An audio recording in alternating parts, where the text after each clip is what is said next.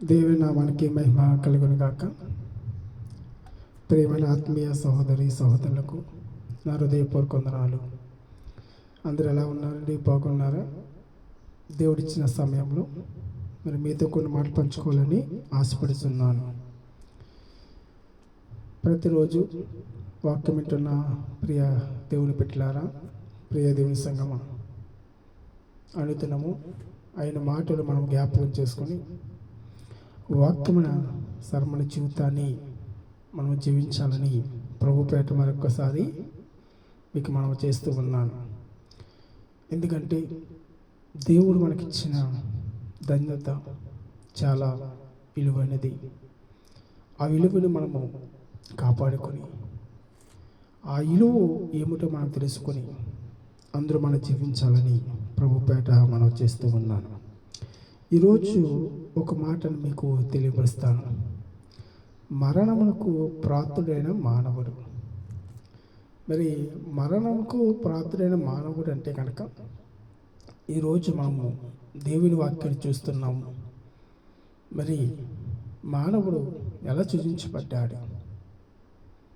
మరణముకు ప్రాప్తుడైన మానవుడు.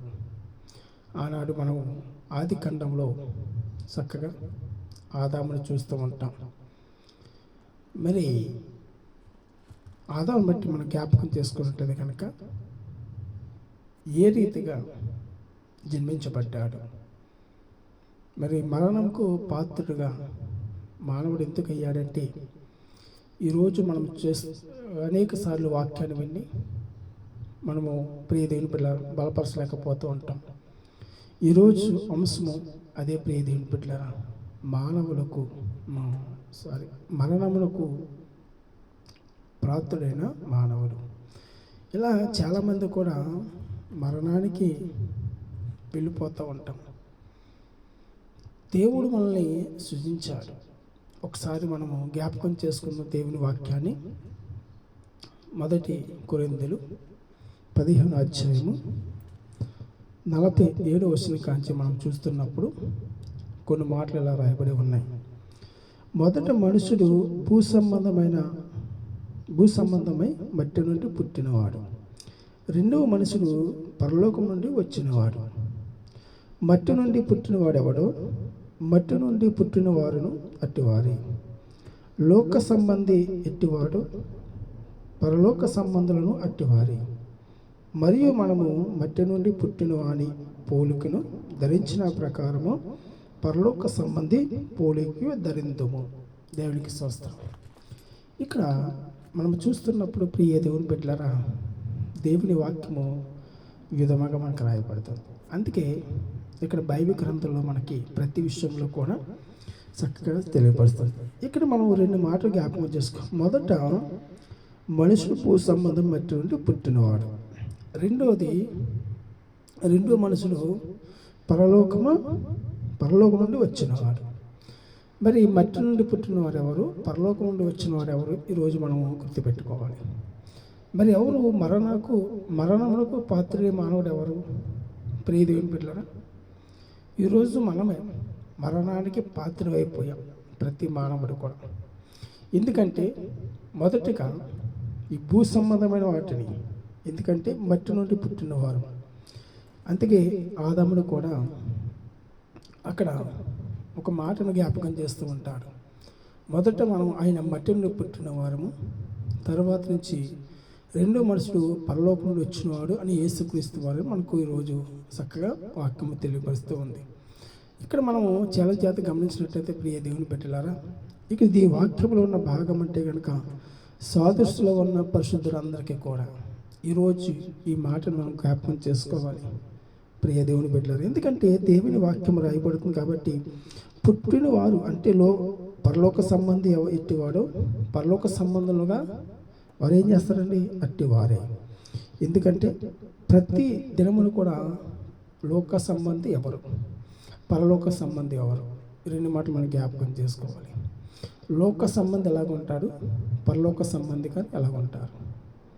ప్రియ దేవుని బిడ్డలారా, ఒకప్పుడు మనము లోక సంబంధంగా ఉన్నవారము, ఇప్పుడు పరలోక సంబంధముగా ఉంటాం. ఎలాగా? దేవుడితో నువ్వు సహవాసం చేసినప్పుడు దేవునితో మనం నడిచినప్పుడు మనం ఈ లోక సంబంధాన్ని విడిచిపెట్టి మీరు ఈ భూలోక సంబంధాన్ని కూడా విడిచిపెట్టి పరలోక సంబంధానికి కలిగిన వారు. మరి క్రీస్తు పోలు నడుచుకునేవారు అంటే ఆయన దేవుడు సృజించిన సృష్టికర్త. ఈ సృష్టికర్తలో ప్రతి జలరాశులను, పక్షులను అనేకులుగా దేవుడు సృజించాడు, మనుషులు సృజించాడు. మొదటగా ఈ భూ సంబంధం వాటిగా సృజించి పరలోక సంబంధంగా రెండో మనుషుడిగా పరలోకం నుండి వచ్చినట్లుగా మనం చూస్తూ ఉన్నాం. మరి ఇక్కడ ఈ రెండు మాటలు మనం గుర్తుపెట్టుకోవాలి ప్రియ దేవుని బిడ్డలారా. ఎందుకంటే మొదటి మనుషుడు ఆదాముగా మనకు కనిపిస్తూ ఉంటాడు బైబిల్ గ్రంథంలో. ఇక్కడ ఆది కాండంలో చూస్తున్నప్పుడు ఆదాముడు దేవుడు ఏర్పాటు చేశాడు. మీరు ఎక్కడి నుంచి చూస్తే మట్టితో. అందుకే మొదట మట్టి నుండి వచ్చినవాడు, తర్వాత రెండో మనుషుడు పరలోకం నుండి వచ్చినవాడు అని మనం చూస్తూ ఉంటాం. ఇక్కడ ఈ మాటలు మనం చాలా జాగ్రత్తగా గమనించాలి. ఏది వాక్యం ద్వారా మనకి మాట్లాడుతుందో, ఏది వాక్యం ద్వారా మనం జ్ఞాపకం చేసుకోవాలంటే కనుక ఈరోజు మనము ఏ సంబంధంగా కలిగి ఉన్నాం? లోక సంబంధంగా, భూ సంబంధంగా ఉన్నామా, లేదా పరలోక సంబంధంగా ఉన్నామా అంటే కనుక మొదట మట్టి నుండి పుట్టిన వారము భూ సంబంధమైనది, రెండోది పరలోక సంబంధమైనది. ఈరోజు ప్రియ దేవుని బిడ్డలారా, మనం ఎలా ఉన్నంటే కనుక మనము పోలిక ధరించిన ప్రకారమైన పరలోక సంబంధి పోలిక ధరించుకో. అందుకే మానవుడు అంటే దేవుని పోలిక సృష్టి, మానవుడు దేవుని పోలిక. అందుకే యేసుక్రీస్తు వారు ఏమంటుందంటే మనిషి రూపంలో, మనిషి పోలిక చొప్పున, అంటే మానవ రూపంలో ఇచ్చాడు మనకి. మనిషి పోలికలో ఉన్నాడు దేవుడు. ఎప్పుడంటే మనిషి పోలికలో ఉన్నవాడు ఆయన. ఒక రాయ రప్పగా రాలేదు, నీ పోలిక చొప్పున అన్నాడు. అంటే మనిషి పోలికము చప్పుడుగా మనం చూస్తూ ఉన్నాం.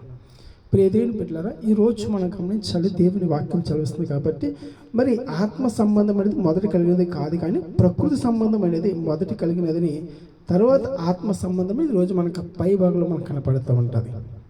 ఎందుకంటే ఆది కాండం 3:19 యోహాను సువార్త 3:31 కూడా మనం చూస్తున్నప్పుడు ఈ వాక్య భాగాన్ని ఇంకా మనకి లోతుగా కనిపిస్తూ ఉంటుంది. ఇంకా మనం పైకి వెళ్ళినప్పుడు చూస్తున్నప్పుడు ఇంకా కూడా ఆదాము కొంచెం రాయబడుతుంది. ఏమని? ప్రియ దేవుని పిల్లలు, మన ప్రతి విషయంలో కూడా ఏమవుతుందంటే కనుక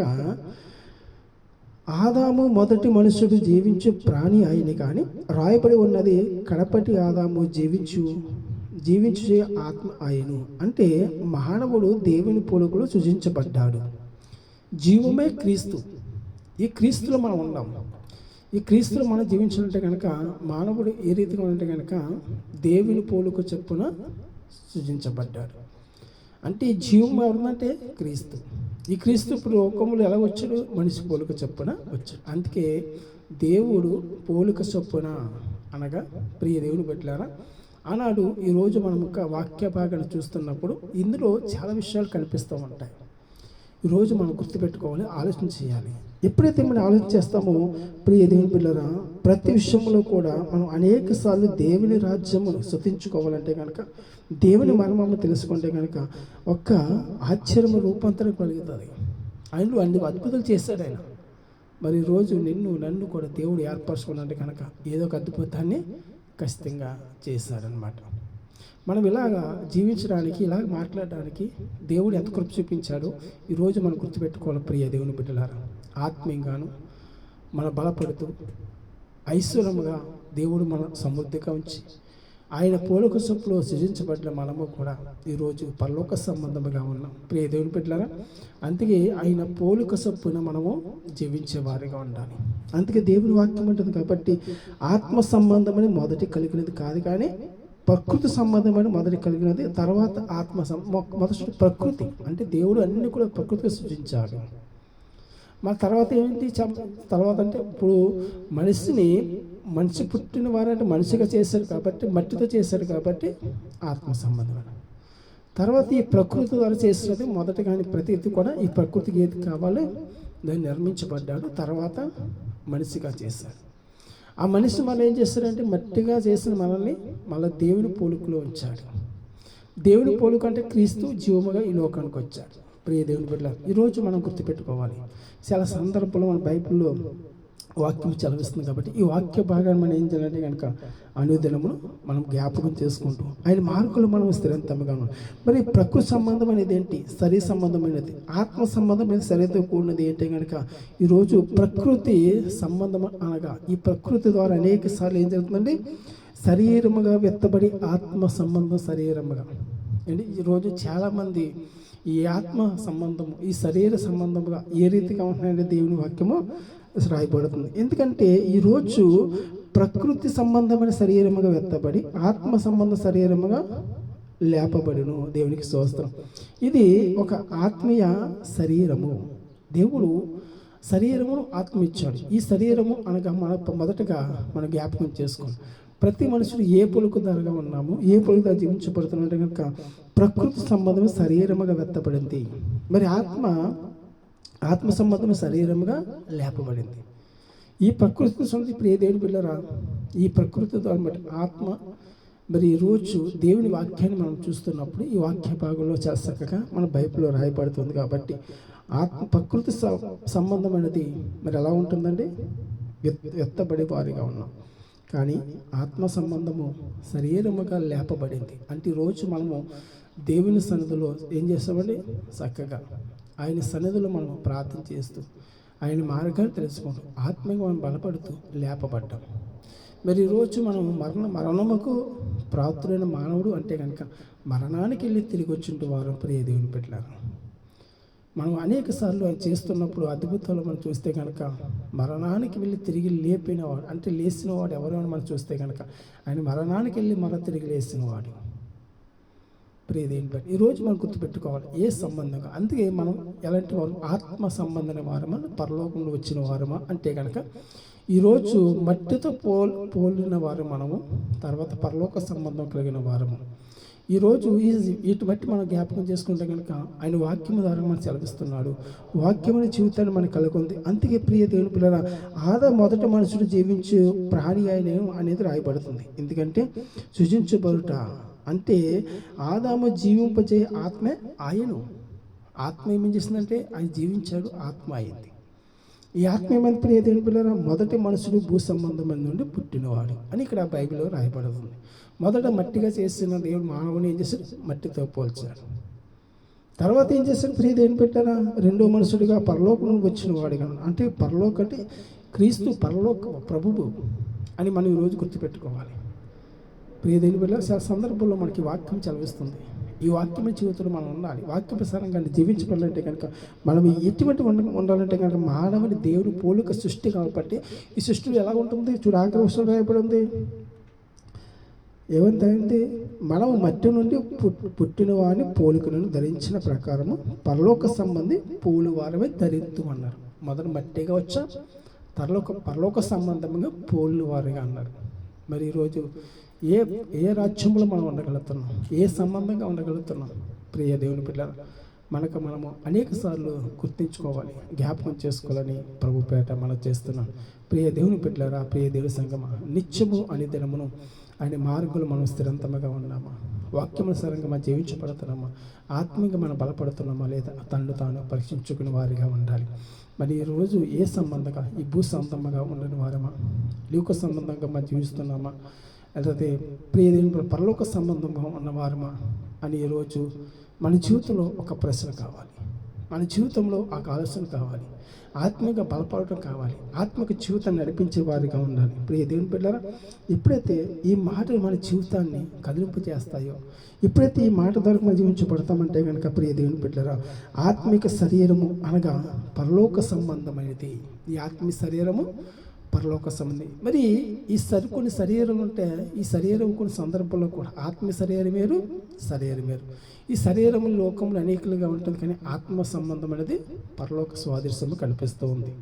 ప్రియ దేవుని బిడ్డలారా, ఈరోజు మనందరం కూడా దేవుని సందులోను, దేవుని మాటలు, దేవుని ఆత్మీయంగా మనం బలపడుతూ దేవుని సన్నిధిలో మనం ఏం చేయాలంటే కనుక ప్రతి విషయంలో కూడా. అందుకే ఒక మర్మము తెలుసు మనందరికీ కూడా ఒక ఐశ్వర్యం అనగా రూపాంతరం పొందిన వారము. అటువంటి దేవుడు మనకిచ్చాడు. ప్రియ దేవుని బిడ్డ, మనందరం కూడా దేవుని సన్నిధిలో దేవుని యొక్క మాటలు మనం ఎత్తబడాలి. అంటే కనుక ఆత్మిక శరీరము అనగా మనం చూస్తున్నప్పుడు ఇక 49 రాయబడింది అదే మాట. ఎందుకంటే మరియు మనం మట్టి నుండి పుట్టిన వాడము పోలిక ధరించిన ప్రకారమే. మొదటిగా మట్టి నుండి వచ్చాం, వాడు పోలికను ధరించుకున్నాడు. తర్వాత మనిషి రూపంలో ఆయన ఈ లోకానికి వచ్చాడు. అంతే ఇక్కడ మనం చూస్తున్నప్పుడు పరలోక సంబంధి పోలిక మనము కూడా ధరించుకోవాలి. ఈ పరలోకం సంబంధించిన పోలిక మనం ఇప్పుడు ధరించుకుంటాము, పరలోక సంబంధంగా మనం జీవించబడతాము, ఆత్మిక జీవితాన్ని మనం పొందుకునే వారిగా ఉంటాం. ప్రియ దేవుని బిడ్డలారా, మనం అనుదినమును ఆయన మాటలు ఆయన వాక్యాన్ని జ్ఞాపకం చేసుకొని వాక్య ప్రకారంగా జీవించాలని ప్రభుపేట మనం చేస్తున్నాను. ప్రియ దేవుని బిడ్డలారా, మన ఆత్మిక జీవితాన్ని మన అనుదినమును ప్రతిరోజు గుర్తుపెట్టుకోవాలి, ఆలోచన చేయాలి, ఆత్మకి మనం బలపరుచుకోవాలి. ఎప్పుడైతే మన జీవితంలో ఉంటామో మరి మరణానికి పాత్రైన మానవుడు అంటే లౌకికముగా, ఈ లౌకికము ఉన్నది ప్రతి ప్రియ దేవుని బిడ్డలారా మరణానికి వెళ్ళి మరి మానవుడు ఎంతోమంది ఒక మానవుడు ఏమైపోయి ప్రియ దేవుని బిడ్డలారా ఈరోజు మనం గుర్తుపెట్టుకున్నట్లయితే కనుక చాలా సందర్భంలో అంటే కనుక మరి యేసుక్రీస్తు వారి మన పరలోక ప్రభువు అని దేవుని వాక్యం చదవస్తుంది. మనము కూడా అటువంటి రీతిగా మనిషి రూపంలో వచ్చిన ఆయన, మనిషి పోలికలు వచ్చినవాడు ఆయన. ఈరోజు మనం పరలోక సంబంధంగా ఉన్నాం. ఎందుకంటే మన ఊరికే మనం విడిచిపెట్టలేదు ఆయన. మనందరం కూడా మట్టి నుండి పోలిక చెప్పుతో ఆయన మట్టి నుండి చేసి మరలా ఆయన ఈ యొక్క సంబంధం బట్టిగా చూపించబట్టి మరలా పరలోకం అనే వ్యక్తిగా మనం చూస్తూ ఉన్నాం. మొదటి వ్యక్తి, రెండో వ్యక్తిగా. ప్రియ దేవుని పిల్లలు, మనందరం కూడా దేవుని సన్నిధిలో దేవుని ఆత్మలో ఒత్తిళ్ళపడి ఆయన ఆత్మసారంగా మనం జీవించి నడవాలని ప్రభుపేట మనం చేస్తున్నాం. ప్రియ ఇంకా అనేక విషయాలు దేవుడు సన్నిధిలో తెలుసుకుని వాక్యం ద్వారా బలపడాలి. దేవుడు మన పట్ల మన కుటుంబం పట్ల మేలుకరంగా జరిగించి ఈ వాక్యం మన హృదయంలో నింపుకొని వాక్యసారమ జీవితం నడవాలని మరొకసారి మీకు తెలియపరుస్తూ ఈ కొద్ది మాటలు, ఈ కొద్ది వాక్యాన్ని దేవుడు దీవించును గాక. ఆమేన్. ప్రార్థన చేసుకుంటాం. పరిశుద్ధుడు పరిశుద్ధుడు పరిశుద్ధుడు, వేలాది దూతలతో కొని అడిపడుతున్న దేవా, నీకే వందనములు స్తోత్రములు. దయగల తండ్రి, ప్రేమ స్వరూపుడు, సర్వశక్తుల దేవ, మహాపరిశుద్ధుడు, మహాగణుడు, దయగల తండ్రి, నీ కృపలో నీ ఆత్మను వర్ధన చేసి నీ నామానికే మహిమ దేవునికరంగా మేలుకరంగా నడిపించండి ప్రభా. నీ యొక్క మాటలు బట్టి ప్రభా, భూ సంబంధం ఒకటి, పరలోక సంబంధం ఒకటి నైనా మేము ఏ సంబంధంగా జీవించాలో తండ్రి ఎంతవరకు మాతో మీరు మాట్లాడిన విధానం బట్టి, కూడి వచ్చిన బిడ్డలు బట్టి, వారి కుటుంబాలను బట్టి జ్ఞాపకం చేసుకుని వారు చేస్తున్న పని దీవించండి. బిడ్డకు ఆరోగ్యము దయచేయమని ప్రార్థన చేస్తాను.